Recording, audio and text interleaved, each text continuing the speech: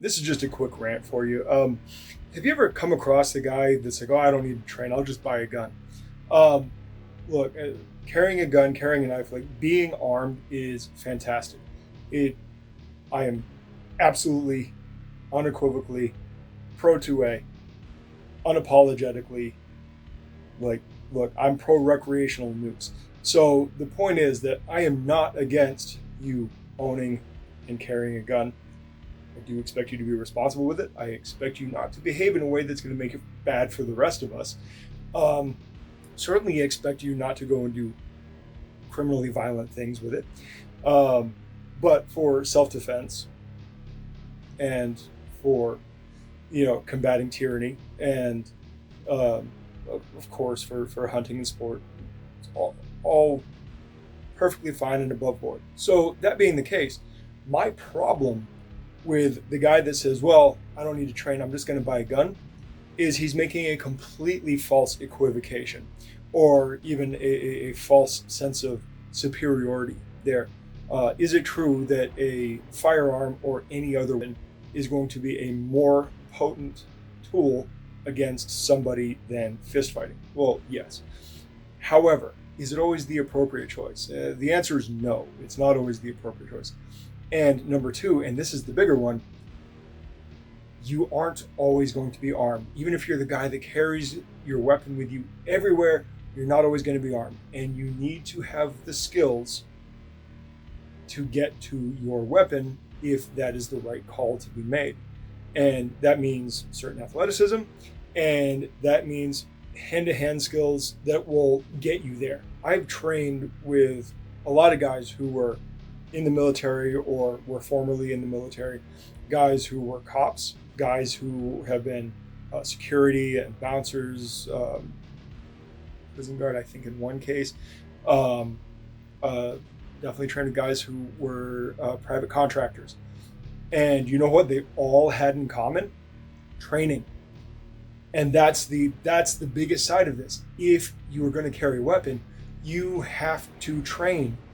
It is not just as easy as point and click, right? It's like it is and it isn't. But the bigger point is when you look at statistics, like police statistics. I am pulling this from memory. I believe Rory Miller cited it in Meditations on Violence, so I will just reference you to that book. I'm probably not even going to put this on Substack, right? It's just Rory Miller, Meditations on Violence. I'm pretty sure it was Meditations on Violence. And the statistic for police officers in the field, when they've had to pull their gun, it's something like an 80% failure rate or miss rate at point blank range. And these guys they have minimal training. The military friends always picked on the police guys because the police guys get pitiful training. But then the military guys would also say that the military training itself was pretty pitiful, and all the good guys would actually go and get additional training on the side. They would always go and find the training they needed because they weren't getting it in the service. So fair enough. But the point is that if ostensibly trained people who understand laws, who understand escalation of force and all of that, and have actually practiced throwing lead downrange, are missing at 80% at point blank range, then that tells you need more training, not less. Now look, you're never going to have a 100% hit rate. I don't think that's possible. No matter what your weapon of choice is, whether it is some kind of modern projectile weapon, i.e. a firearm, or if you're a knife person, or if you're a blunt impact person, or if you're a flexible weapons person, which that's totally outside of my realm of things. I'm not a big fan of flexible weapons. I understand they have their place. It's just not my thing. But your training has to minimize collateral damage, and it has to minimize casualties. You need your training to fit into the whole paradigm of I am trying to defend myself or I am trying to defend others while also not causing a ton of damage around me or anything like that. You need all of this stuff, whether you're talking hand-to-hand combat or you're talking armed combat. You are looking to have as much surgical precision as possible. Training is paramount whether or not you're armed. And in fact, I would argue even more paramount if you're armed, because the collateral damage and the potential casualties are so much greater. So please understand that I'll just buy a gun is not an answer to training.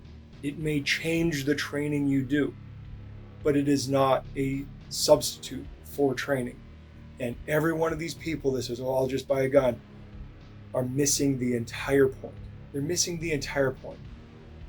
So please, please, please, buy your gun, carry it, carry a knife, get some training, and learn how to fight hand to hand so that you can get to your weapon when you don't have it, because you are going to run into a situation where you're not going to have it.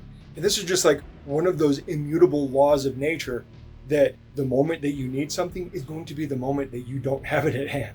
So like there's a good chance that you are going to need physical bodily skills to get to the weapon you need, and then you're going to need physical bodily skills to handle that weapon in a manner that is useful and responsible and probably legal.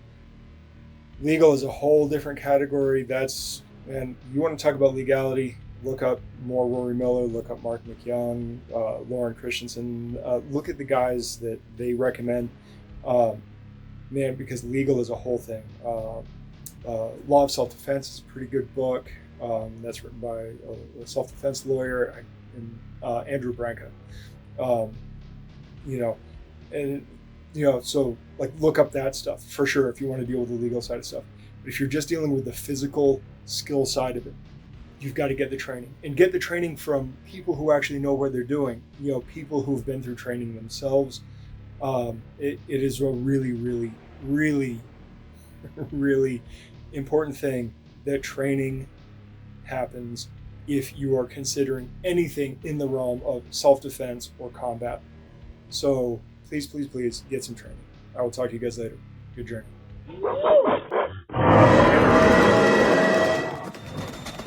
Thanks for watching. Like, subscribe, share. Check us out on our other socials, and please head over to blacksunboxing.com to get a little more info, including how to contact us.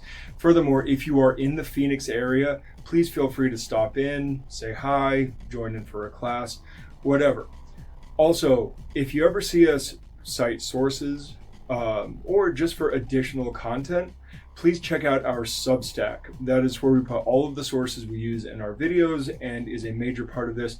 Plus, it serves as a membership platform for long distance learning and for people who would like to support us but aren't local. We would greatly appreciate it if you signed up. Even just the free membership helps us out a lot. All right, I will see you guys in the next video. Good journey.